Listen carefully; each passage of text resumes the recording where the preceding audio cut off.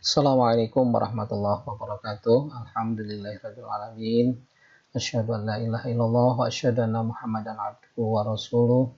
Raditu billahi rabba wa bil islami dina wa bi Muhammadin nabiyya wa rasula.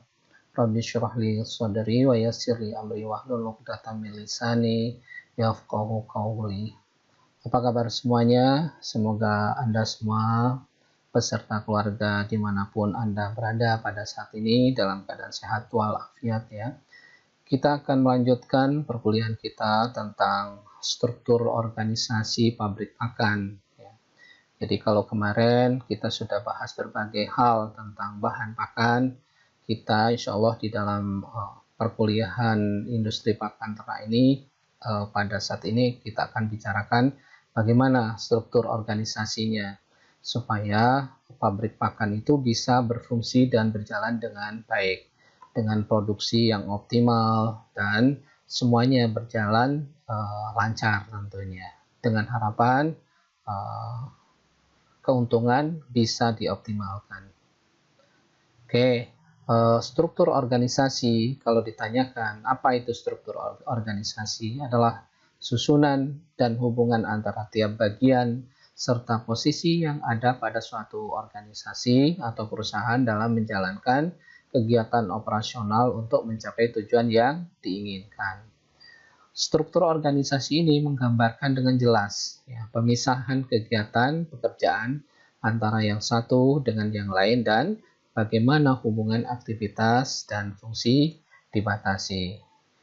Dalam struktur organisasi yang baik harus menjelaskan hubungan dan tanggung jawab masing-masing dari berbagai macam struktur atau divisi yang ada. Sudah barang tentu hal ini tergantung dari besar kecilnya pabrik pakan ya. Semakin besar itu struktur organisasinya semakin banyak, semakin kompleks. Kalau misalnya masih kecil ya kita buat struktur organisasi yang sederhana yang memungkinkan bisa terjadinya fleksibilitas di dalam proses pengambilan keputusan. Oke, kita lanjutkan. Struktur organisasi dapat didefinisikan sebagai mekanisme atau mekanisme formal yang di dalam organisasi dikelola. Jadi bagaimana pengelolaan organisasi tersebut bisa berjalan. Struktur organisasi menunjukkan kerangka atau susunan perwujudan pola-pola tetap atau hubungan-hubungan di antara fungsi-fungsi, bagian-bagian atau posisi-posisi maupun orang-orang yang menunjukkan kedudukan, tugas, wewenang, dan tanggung jawab yang berbeda-beda dalam suatu organisasi. Struktur ini juga mengandung unsur-unsur spesialisasi kerja, kemudian standarisasi, koordinasi, ada sentralisasi atau desentralisasi dalam pembuatan keputusan dan besaran satuan kerjanya juga. Nah, intinya adalah ini adalah bagaimana caranya mengefektifkan semua sisi supaya kegiatan semuanya yang ada di industri pakan ternak itu bisa berjalan dengan baik. Nah, unsur-unsur struktur organisasi yang pertama adalah spesialisasi kegiatan berkenaan dengan spesifikasi tugas-tugas individual dan kelompok kerja dalam organisasi dan penyatuan tugas-tugas tersebut menjadi satuan kerja atau dibuat departemen ya, atau divisi juga bisa digunakan istilah tersebut. Kemudian standarisasi kegiatan merupakan produser-produser yang digunakan organisasi untuk menjamin terlaksananya kegiatan seperti yang direncanakan. Koordinasi kegiatan menunjukkan prosedur-prosedur yang mengintegrasikan fungsi-fungsi satuan-satuan kerja dalam organisasi. Ya. Kemudian sentralisasi dan desentralisasi pembuatan keputusan yang menunjukkan lokasi atau letak kekuasaan pembuatan keputusan. Ini biasanya ditetapkan bersama apakah perlu sentralisasi. Misalnya yang sering terjadi dilakukan sentralisasi itu adalah di bidang keuangan ya. Nanti bagian produksi itu biasanya dilakukan desentralisasi karena memang harus dilakukan secara cepat ya. Kemudian ukuran satuan kerja menunjukkan jumlah karyawan dalam suatu kelompok kerja. Oke, kita lanjutkan ya. Nah, dari struktur tersebut muncul yang namanya tugas dan tanggung jawab. Kita mulai dari direktur ya. Direktur ini merupakan jabatan yang tertinggi biasanya di dalam suatu struktur organisasi pabrik pakan. Apa tugasnya? Direktur ini bertanggung jawab mengatur perusahaan secara keseluruhan. Oleh karena itu, tugas dan tanggung jawab serta fungsi jabatan seorang direktur sangatlah penting untuk kelangsungan kehidupan perusahaan. Ya, tugas yang spesifik ya dari direktur yang pertama itu melaporkan jalannya kegiatan perusahaan. Jadi bagaimana jalannya perusahaan itu berjalan dengan baik atau seperti apa, ada hambatan enggak, atau mungkin perlu dikembangkan ke arah mana. Nah, ini yang kedua ini menetapkan arah, ya, gagasan atau langkah-langkah penting yang harus atau perlu diambil dan tujuan jangka panjang atau renstranya ya bagi perusahaan. Ini juga menjadi tanggung jawab dari direktur. Kemudian mengangkat anggota direksi ya serta menetapkan gaji tentunya. Kemudian yang berikutnya adalah menganalisa pertanggungjawaban seluruh kegiatan operasional serta keuangan perusahaan.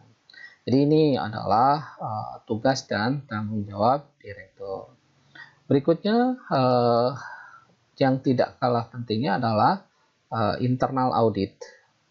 Nah, internal audit merupakan salah satu pekerjaan mengaudit atau memeriksa detail tentang keuangan. Auditing pada dasarnya dilakukan oleh perusahaan secara umum termasuk pabrik pakan. Nah, tugas dari auditor internal ini adalah membantu direktur ya, dalam melaksanakan seluruh aktivitas perusahaan dalam bidang internal audit. Karena ini bisa dijadikan dasar untuk pengambilan keputusan ya. Kemudian membantu direktur dalam melaksanakan proses penyusunan anggaran tahunan. Yang berikutnya, tugas auditor ini adalah mengkoordinasi penyimpanan, pemeliharaan, dan pengamanan dokumen serta peralatan kerja yang berada dalam tanggung jawabnya. Ya, jadi terutama ini mengarsipkan, arsiparis karena ini berhubungan auditor itu berhubungan dengan pengarsipan tentunya. Kemudian memeriksa membuat laporan berkala tentang realisasi anggaran pendapatan, anggaran biaya, penggunaan anggaran biaya, operasi, dan belanja modal, serta analisis penyimpangannya. Ya, kita lanjutkan. Berikutnya itu adalah staf ahli. Nah, staf ahli ini penting di dalam suatu perusahaan pabrik pakan, apalagi kalau sudah besar. Ini apa tugasnya? Tugasnya adalah membantu direktur dalam menyusun kegiatan dan kebijakan perusahaan. Kemudian membantu direktur dalam menyusun perencanaan jangka panjang dan jangka pendek atau dikenal dengan renstra dan renov ya, rencana operasional. Kemudian melakukan penelitian terhadap formulasi ransum. Nah, ini yang menjadi core atau inti ya pabrik pakan itu. Kita menginginkan formulasi yang efisien, optimal tentunya, dan berdampak pada produksi yang baik. Kemudian setelah sampai ke konsumen itu mendapatkan produktivitas ternaknya itu lebih tinggi. Nah, oleh karena itu ini benar-benar harus dilakukan dengan baik ini bagaimana menyusun formulasi ransumnya ini. Nah, oleh karena itu diperlukan staf ahli yang memang membidangi bagaimana caranya mencari formulasi ransum yang paling baik ya. Kemudian melakukan kajian tentang alternatif sumber bahan baku pakan. Nah, ini yang sebelumnya kita bahas ya.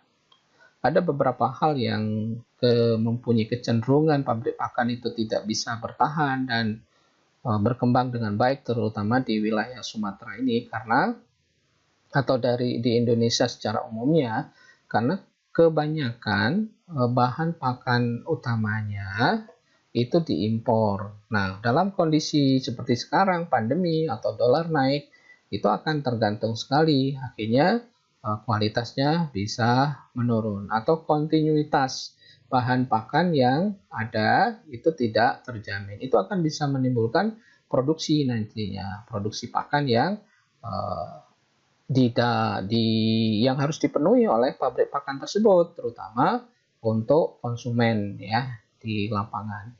Kemudian melakukan pengembangan terhadap produk-produk yang dihasilkan perusahaan. Jadi harus ada inovasi. Nah, salah satu tugas dari inovasi dari produk itu adalah staf ahli ini yang harus memikirkan dan diberikan wacana atau inovasi tersebut disampaikan kepada direktur dan untuk dieksekusi, untuk diterapkan di dalam proses produksi misalnya. Kemudian memberikan pendampingan dalam kegiatan manajemen maupun operasional perusahaan. Oke, itu tugas staf ahli. Kemudian yang keempat itu ada yang namanya general manager. General manager merupakan fungsi jabatan kerja yang bertugas memimpin, mengelola, dan mengkoordinasi semua hal yang berkaitan dengan jalannya roda perusahaan. Ya, ini lebih ke teknis.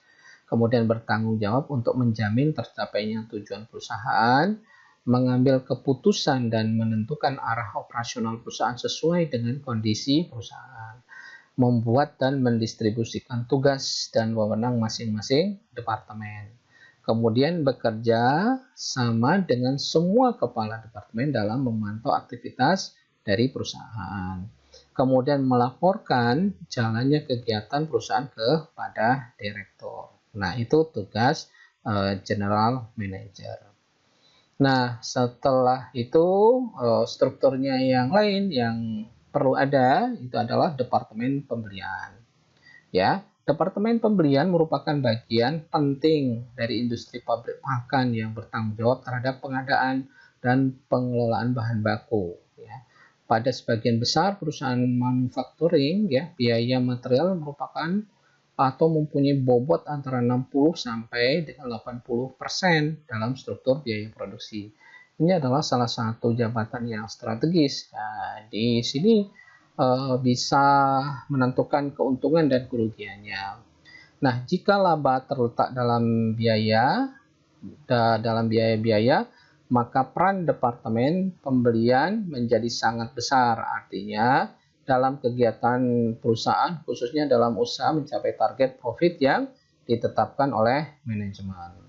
Nah, strategi pengadaan dan pengelolaan bahan baku yang meliputi proses pemesanan dan forecasting, pemilihan pemasok, pengendalian persediaan, kalkulasi, dan penetapan harga serta usaha-usaha yang dapat dilakukan untuk menekan adalah tugas bagian dari pembelian. Nah, departemen pembelian atau purchasing ini adalah salah satu fungsi dasar yang umum ada di semua jenis perusahaan. Dikatakan fungsi dasar karena perusahaan tidak dapat beroperasi dengan baik tanpa adanya ini, ya. Kemudian departemen pembelian bukan lagi sekedar bagian yang memproses pemesanan material yang bersifat administratif, tetapi juga pembelian yang efektif juga mencakup kegiatan seperti misalnya mewawancarai penjual, ya, negosiasi dengan pemasok potensial, ya, supaya kita dapatkan harga yang optimal misalnya. Kemudian menganalisa tawaran dan menentukan pilihan. Kemudian memilih pemasok, mengeluarkan perintah pembelian atau purchase order, ya, yang juga menangani masalah dengan pemasok dan penyimpanan rekaman informasi yang diperlukan, ya. Jadi ini adalah termasuk departemen yang strategis yang akan menentukan nanti harga produk yang diproduksi tentunya. Kemudian tugas yang spesifik dari Departemen Pembelian adalah yang pertama memastikan bahan baku tersedia dalam jumlah dan kualitas yang telah ditentukan. Kemudian mencari dan mendata nama-nama pemasok, ya. Kemudian menentukan dan melakukan pembelian dengan pemasok terpilih dengan mempertimbangkan pemenuhan persyaratan, misalnya dari soal harga, kualitasnya, spesifikasi, serta batasan waktu penyerahan barang tersebut atau diterima di pabrik pakan atau di gudang, ya. Kemudian membuat rencana pembelian dan peramalan pembelian dalam memenuhi permintaan pasar. Kemudian menganalisa harga, menyusun anggaran biaya, meramalkan atau forecasting perubahan harga. Apakah akan terjadi atau seperti apa. Misalnya kondisi seperti sekarang ini penuh dengan ketidakpastian, ini juga salah satu tugasnya dari departemen ini. Kemudian memberikan laporan berkala kepada General Manager. Nah, yang keenam adalah Departemen Penjaminan Mutu. Departemen Penjaminan Mutu ini bertugas untuk memastikan bahwa perusahaan menghasilkan produk dengan mutu terbaik sesuai dengan standar kualitas yang telah ditentukan. Tugas dari Departemen Penjaminan Mutu yang spesifik yang pertama adalah melakukan kontrol kualitas terhadap bahan baku yang masuk ke dalam pabrik atau quality control. Kemudian menjamin seluruh operasional kegiatan telah dilakukan dengan standar operasional prosedur yang sudah ditentukan. Kemudian memastikan bahwa perusahaan telah menghasilkan produk sesuai dengan standar kualitas yang telah ditetapkan atau quality assurance. Nah, itu tugas quality control. Nah, yang berikutnya adalah Departemen Produksi. Departemen Produksi pada pabrik pakan memiliki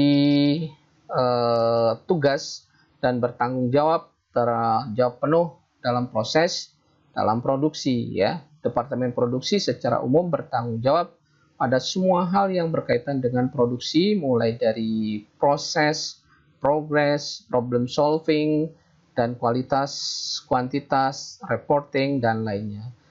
Departemen Produksi bertugas untuk memastikan tercapainya hasil produksi sesuai dengan rencana perusahaan, baik dalam hal kualitas, kuantitas, dan waktu penyelesaian dengan menggunakan sumber daya secara optimal. Semuanya itu harus dilaksanakan dengan standar operasional perusahaan yang sudah ditentukan. Nah, tugas dari Departemen Produksi ini adalah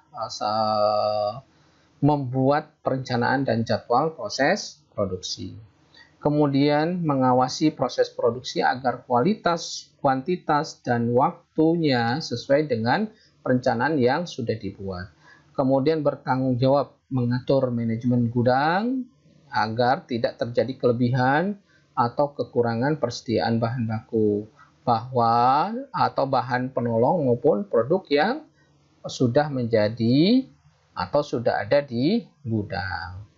Bertanggung jawab mengatur manajemen alat agar fasilitas produksi berfungsi sebagaimana mestinya dan beroperasi dengan lancar. Yang berikutnya adalah membuat laporan secara berkala mengenai kegiatan di bagiannya. Kemudian selanjutnya adalah berinovasi dalam pengerjaan produksi dan memberikan masukan pada perusahaan yang berkaitan dengan bagian produksi. Nah, berikutnya Departemen Pemasaran, ya. Departemen Pemasaran, ya, pada pabrik pakan memiliki tugas dan tanggung jawab yang penuh dalam kegiatan pemasaran produk yang dihasilkan. Departemen Pemasaran secara umum bertanggung jawab pada semua hal yang berkaitan dengan pemasaran, mulai pengemasan, pendistribusian, penentuan harga, diskon, strategi pemasaran, survei kepuasan konsumen, after sales service, dan sebagainya. Secara garis besar, Departemen Pemasaran bertugas untuk memastikan produk yang dihasilkan perusahaan dapat sampai dan diterima dengan baik oleh konsumen. Nah, tugas spesifik dari Departemen Pemasaran adalah mengadakan survei pasar mengenai kebutuhan, keinginan, dan permintaan pasar. kemudian mengadakan survei kepuasan konsumen, menyusun strategi pemasaran, memasarkan produk perusahaan, melakukan program promosi kepada konsumen, memberikan after sale service kepada peternak, mencari informasi mengenai pesaing dan aktivitas pemasaran produksi kepada general manager. Nah, yang ke-9 ini ya, Departemen Sumber Daya Manusia, di mana departemen ini mengelola sumber daya manusia di dalam perusahaan tentunya memiliki tantangan tersendiri. Mengatur manusia itu yang berbeda-beda karakter gitu ya, bukan seperti kita mengatur benda. Mengatur manusia membutuhkan seni dan cara yang dapat diterima oleh manusia. Manusia bukanlah robot ya. Dia harus diperlakukan secara dinamis sehingga bisa tercipta hubungan yang harmonis antara pimpinan dan staf. Kemudian, manajemen sumber daya manusia adalah suatu proses menangani berbagai masalah pada ruang lingkup karyawan, bisa pegawai, buruh, manajer, dan tenaga kerja lainnya untuk dapat menunjang aktivitas organisasi atau perusahaan demi mencapai tujuan yang telah ditentukan ya. Nah, secara spesifik, tugas dan tanggung jawab Departemen Sumber Daya Manusia adalah merencanakan, kemudian mengembangkan, mengimplementasikan strategi di bidang pengelolaan dan pengembangan SDM, termasuk perekrutan dan pemilihan kebijakan, disiplin, keluhan, ya kalau misalnya ada konseling, kemudian upah dan persyaratannya, kontrak-kontrak, pelatihan dan pengembangan, perencanaan suksesi, moral dan motivasi, kultur, dan pengembangan sikap moral kerja manajemen, ya, penimbangan prestasi, dan hal yang seputar manajemen mutu dan lain-lainnya. Itu beberapa hal yang dilakukan oleh Departemen SDM. Kemudian menetapkan dan memelihara sistem yang sesuai untuk mengatur aspek pentingnya dari pengembangan SDM. Memonitor, mengukur, melaporkan tentang permasalahan, peluang, rencana pengembangan yang berhubungan dengan SDM, dan pencapaiannya dalam waktu dan bentuk format yang sudah disepakati. Kemudian mengelola dan mengendalikan pembelajaran SDM per departemen sesuai dengan anggaran yang ada atau yang disepakati atau yang disetujui. Kemudian memastikan setiap aktivitas mempunyai benang merah serta terintegrasikan dengan persyaratan-persyaratan organisasi untuk bidang-bidang manajemen mutu, kesehatan, keselamatan kerja, syarat-syarat hukum, kebijakan, dan tugas umum kepedulian lingkungan ya. Ini hal-hal yang harus ada di struktur pabrik pakan ternak. Sekian dulu, mudah-mudahan bermanfaat, tetap bersemangat ya. Nasrun minallah fatun qarib. Wassalamualaikum warahmatullahi wabarakatuh.